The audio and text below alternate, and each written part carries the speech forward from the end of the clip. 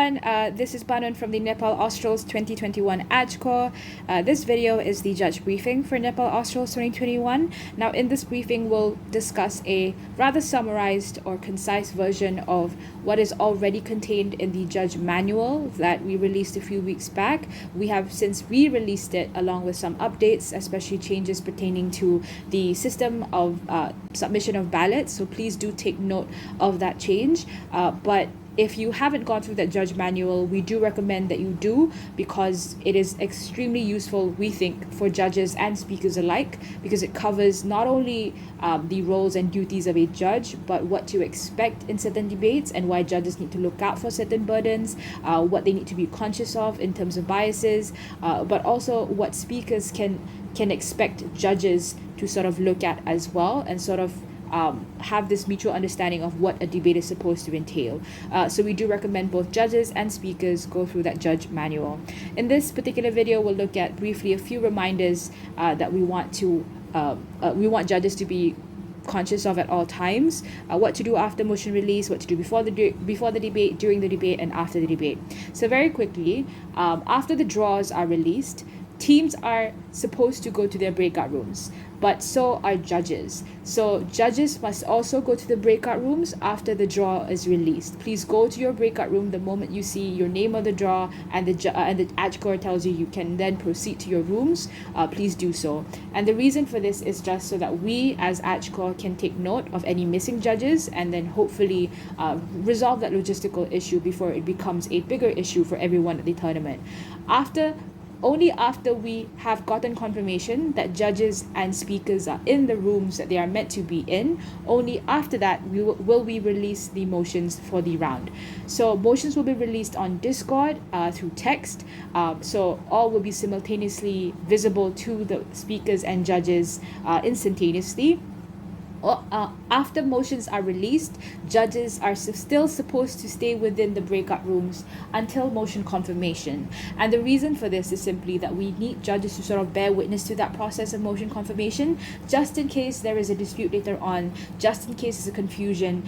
We want judges to be present and have enough information to sort of decide how to proceed, but also we need judges there so that judges can inform the adjudication core if, for example, the teams are not informing the adjudication core of certain issues that might arise during that process of motion selection and motion confirmation. For example, teams go missing, opponents are missing, and teams may have to wait for 5 or 10 minutes, and teams don't know what to do, and they're not contacting the AJCOR. We need judges there so that judges who we believe are experienced enough can essentially inform the AJCOR, and the AJCOR will relay certain instructions or information on how to proceed. So that's what we need judges to do after the draw is released and after the motion set is released as well. Before the debate, there are a few things you want to make sure you do.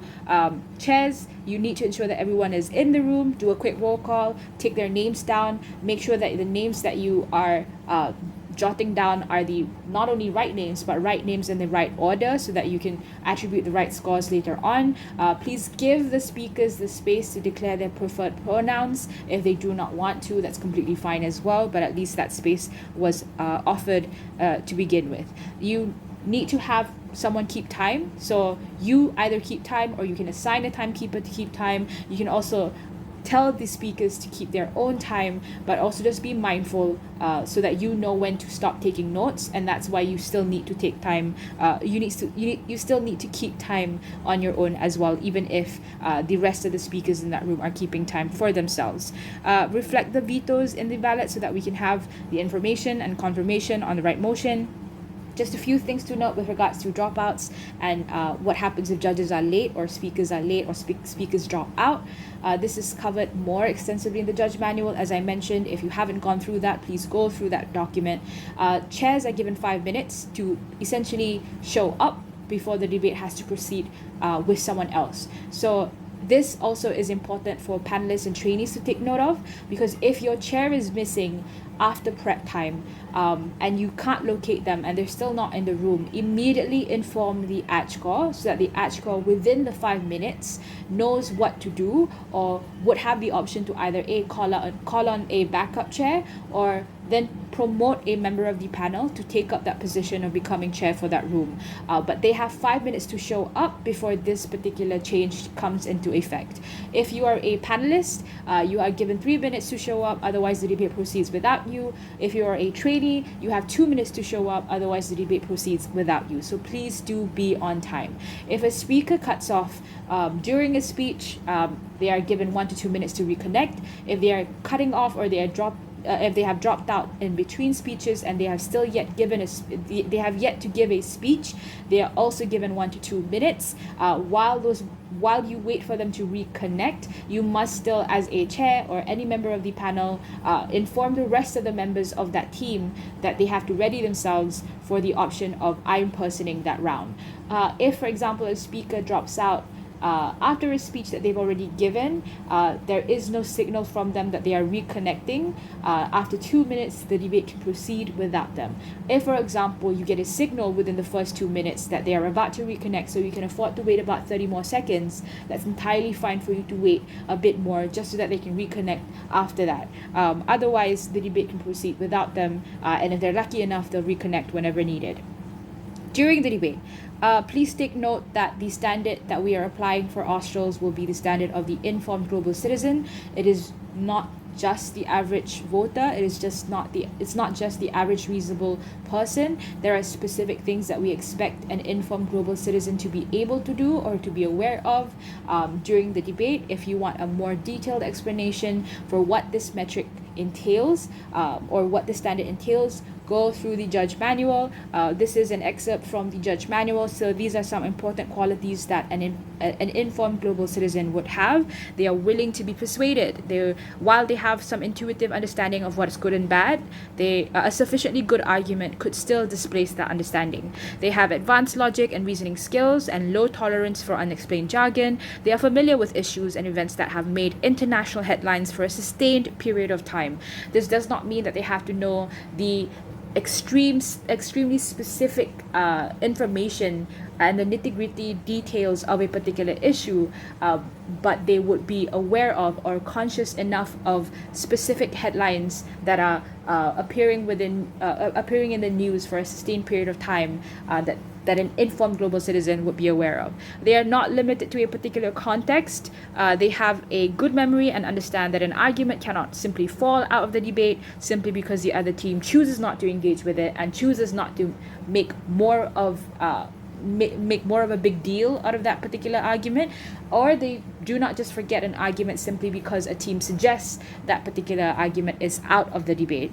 They are not locked into certain belief systems or ideological preferences, and they also do not wholly accept arguments or responses at face value. That means they are more inquisitive. That means that they are not going to take a claim as absolute, and claims are only as persuasive as they can be, or like the most persuasive that they can be once that claim has been proven.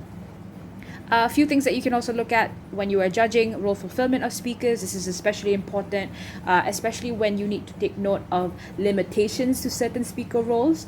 So some speakers may not be allowed to have new argumentation. Some speakers may not be allowed to have not allowed to have new argumentation and new responses, but rather they need to just, in reply, summarize the debate in a biased adjudication for their side. All of these things are more extensively discussed within the judge manual, but role fulfillment is an aspect that judges need to be aware of, and judges need to be educated enough in order to assess the debate to the fairest but also best extent possible.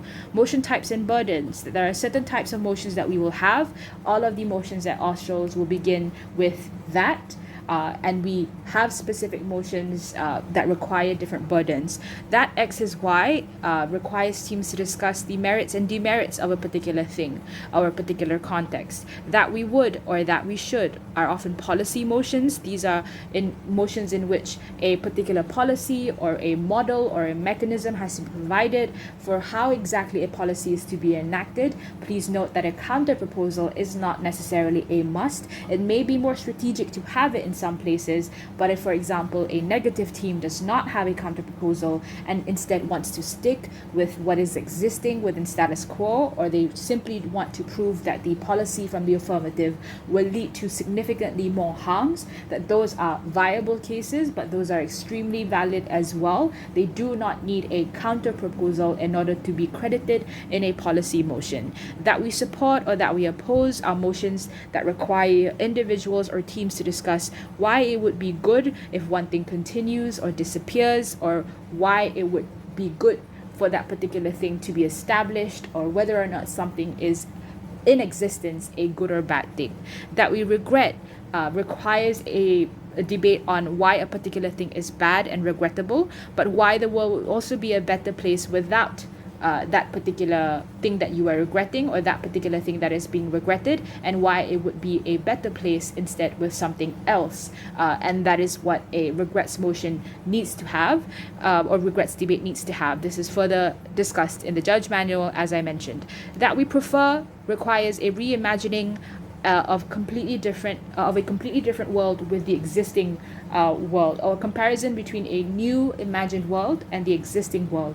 Sometimes preferred debates do not require reimagination of new worlds, but it does require a choice between a choice between two options, and a preference as stated as a comparative against another. So in those kinds of debates, it is also a debate about those two choices being pitted against each other. And it prefers a world motion. It is two worlds being pitted against each other. One is a new imagined world. The other has to be the current world in which we live. As X, that XYZ. So this particular motion is an actor motion. It has to be a discussion from the perspective that is specifically from an actor's perspective, or from these specific perspective of an actor, and it has to be the interests of the specified actor that are prioritized. Burdens, you want to look at teams that are willing to engage and bite the bullet, essentially take on certain harms and suggest whether or not those harms don't exist, or whether or not, even if those harms exist, there are certain trade-offs that they are willing to make. So we do not want judges to sort of we do want judges to take into consideration whether or not teams are engaging enough, and while that is not on its own a reason to give a team a win or loss, that has to be an aspect that judges are mindful of when they assess the persuasiveness of a case and assess the persuasiveness of a response. Expected burdens as well. This includes not just the best case or worst case of a particular team or a particular side, but rather a more generally occurring scenario as well, one in which the team or the side that has to defend a particular thing is defending that particular thing in the level of generality that is required, or level of generality that is expected. So it's not just in the isolated cases or in the extreme cases that they are talking about, but rather independent of those, whether or not there are certain benefits or harms that their side essentially is able to claim for their own. Assessing contents in order to assess contents, you need to look at the quality of points, not the quantity. Through the assessment of quality of points, judges must pay attention to mechanization of arguments, the characterization of arguments, whether or not there are exclusivities, whether or not there is no real difference that needs to be there between an argument and a rebuttal. If those are materials that are relevant to prove the persuasiveness of a case, those need to and should be credited. They cannot be discredited because they were a rebuttal, but there was no substantial argument that was made or framed as an argument in order for it to be credited. That does not need to happen. Be as comparative as possible. Avoid analyzing the quality of isolated points. Avoid just giving very brief overviews or brief observations of an argument in its isolation. You must look at how that particular argument interacted with all of the arguments in the debate, and how exactly then that weighs into your decision. Don't use long-winded summaries of the debate. You have a limited time for your oral adjudication. The debate that went on does not need to be rehashed or repeated. The speakers know what they said. They just need to be acknowledged for those important points, not to have those points re-explained or regurgitated to them. You can't compare if you do not track, so please do take notes. In the judge manual, we give tips on how you can take notes, or what systems you can sort of have in order to take notes a bit more efficiently as well. Be aware of your biases. The informed global citizen is aware of their biases, continues to check those biases at the door, but also is aware that there are different types of biases that they need to be cautious of. So we discuss this in a lot more detail in the judge manual as well. Aside from biases against gender, biases against race, biases against accents that are obviously ones that we always discuss, there are more subliminal ones that we do not realize are symptomatic of these other biases. So if, for example, you are not giving a speaker who speaks louder, speaks in a higher pitch, a higher score, oftentimes there is an intersection between that particular type of speaker and the gender and their gender. So oftentimes there are different degrees of biases that judges do not realize they need to be aware of. Similarly, if a speaker is speaking faster, it doesn't mean that they are necessarily better at that language. If they are speaking faster, it does not mean that they are, even if that does mean that they are better at that language, it does not mean that they are then more credible than other speakers who do not speak as fast or do not speak with as many words. Similarly, if, for example, a speaker uses specific jargons or bombastic words, it does not mean that that speaker is inherently more persuasive. All of these forms of biases are biases that we want an informed global citizen to be a lot more aware of at Nepal Australs. Reply speeches. Please look at the judge manual for this. If you don't want to look at the entire document, at least look at the scoring systems. Through the judge test, we were able to spot certain mistakes that some judges, some of whom regular judges, committed when it came to reply speeches. The way to score a reply is firstly follow the scale. The scale is half of the general substantive score scale or substantive speech scale, which is 35 to 40. You can't go lower than 35 and you can't go higher than 40 for a reply. Replies can have half points or decimal points, and the way to score is to imagine scoring the reply as if it were a full substantive speech and then halving that score. Please note that you do not subtract 40 from the score that you intended to initially give that particular speech, and it does not simply mean that you take the previous substantive speech given by that reply speaker and you divide it by 2. It is a completely separate speech. So a reply speech is independent of a substantive speaker's speech. A reply speech can be better or worse than a substantive speaker's speech, and that's why it's independent as well. Use the explanation of the scale to gauge and then balance out and then halve out that particular score. That score is the score that you want to give for the reply speech, not something, you do not have the substantive speech that was given by that speaker previously. So if, for example, the Prime Minister or the first affirmative gives, number one, the substantive speech as first affirmative, but then also delivers the reply, you do not have the substantive speaker's speech. You do not have the first affirmative speech. You have the score of the reply speech based on what you would give it as if it were on its own a full speech, according to the scale that we have outlined as well. After the debate. So after the debate, please make sure that your oral adjudication does not last for more than 10 minutes. Length is not a metric of quality OAs. 15 minutes after the affirmative reply ends, the OA should begin. So you have 15 minutes from the time the affirmative reply ends, and that is obviously the conclusion of the debate, up till the end of 15 minutes to then submit your ballot. And immediately after that, you should already begin calling teams back in, or you should already go back to the breakout rooms from your previous discussion rooms to essentially have the OA for the teams that are present in that round. Only chair gives the OA, or if there is a split decision and chair is outvoted, then one member of the panel then gives the OA. That one member of the panel can either volunteer themselves, or the chair, based on the discussion, can elect that member of the panel to then deliver the OA. Judges discuss after submitting the ballot. No conferral is allowed before the submission of the ballot. Everyone in the room will submit individual ballots. Panel only convenes in appreciation of content in the debate after submission of the ballots, but not to discuss anything before the submission of the ballots itself. What that means is, after the ballots have been submitted, the reason why judges confer is so that they can look at what necessarily needs to be incorporated in the OA to reflect the different viewpoints of the members of the panel. It is not to change anyone's decision, so decisions are final the moment the ballots have been submitted. Only after the ballots have been submitted can you start discussing with each other. Each voting judge will submit one private tab ballot and one backup ballot. Please refer to the judge manual and importantly the tech guide as well. The trainee does not need to vote, so they do not need to send their decision to anyone. They do, however, need to be included within the discussion of the panel.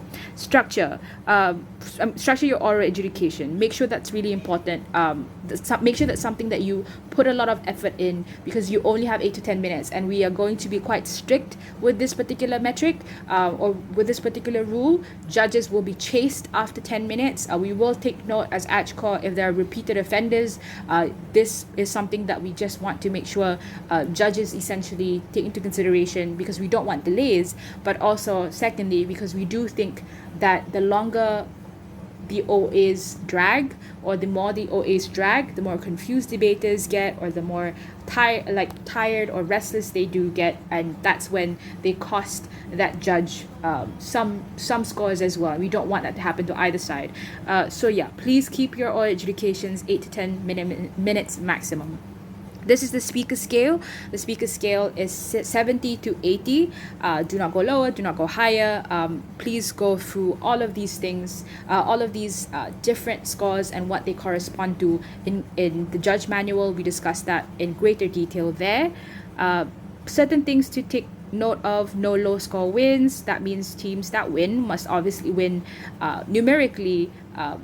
Also, so they must have higher number of points. Please use the full range of the scale. Read the judge manual. Do not revel in being a harsh marker just for the sake of it. Prioritize scoring accuracy in lieu of wanting to keep the margin small. So sometimes judges may want to be nice and perhaps just help out a team. Please be aware that that could also be a bias, so make sure that you are conscious of that and you are not just giving scores for the sake of giving scores to be nice. You must prioritize the honesty of that debate, and if the margin is big or if the margin is small, do as needed. Don't make the margin big simply because a team might be more reputable than another team. So it works in both ways. Check and recheck your ballot.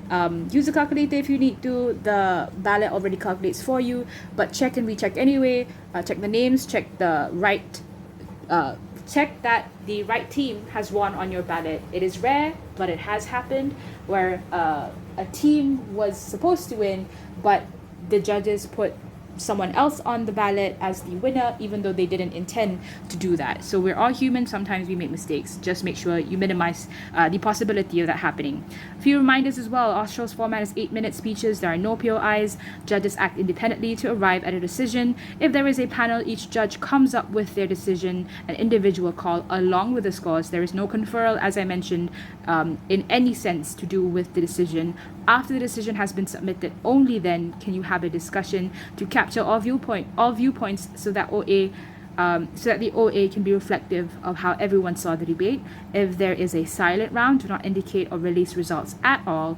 Do not hint. That is something that we will view as an equity violation, and the equity committee and officers will be called to arbitrate. And do not delay the tournament, please. Obviously, there are some days that will only have 2 rounds, but 2 rounds are still in some time zones and some schedules still hectic. For some people, there are different days when we have 3 rounds, along with other things that are happening at the end of the day, forums and councils. So please do not delay the tournament. We also want to be fair to the ones that are in later time zones, but we also want to be fair to just any speaker who has devoted speaker or judge who has devoted their days and their time to the tournament, but did so under the impression that the tournament could reasonably be expected to run on time.